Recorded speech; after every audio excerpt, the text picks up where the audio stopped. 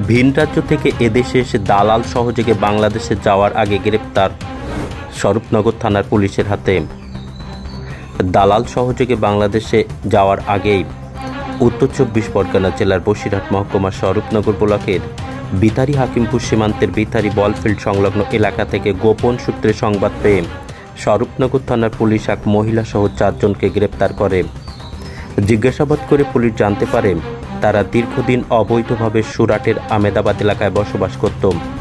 Police সূত্রে আরও জানা যায়, আব্দুল আলিম ও সাজেদা খাতুন তারা স্বামী স্ত্রী।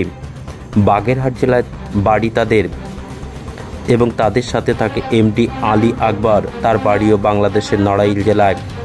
তাদেরকে দালাল মারফত অটো সহযোগে বিতারি হাকিমপুর সীমান্ত দিয়ে নিয়ে যাওয়ার সময় বিতারি বলফিল্ড এলাকা থেকে পুলিশ গ্রেপ্তার করে।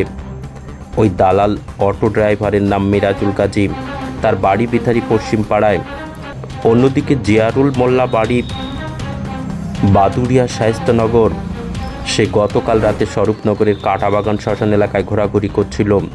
পুলিশ তাকে জিজ্ঞাসাবাদ করলে তার কথার মধ্যে অসঙ্গতি প্রকাশ পেলে পুলিশ তাকেও গ্রেপ্তার করে। দুটি পৃথক ঘটনায় ধৃত ৫ জন অভিযুক্তকে আজ বসিরহাট মহকুমা আদালতে পাঠালো স্বরূপনগর থানার পুলিশ।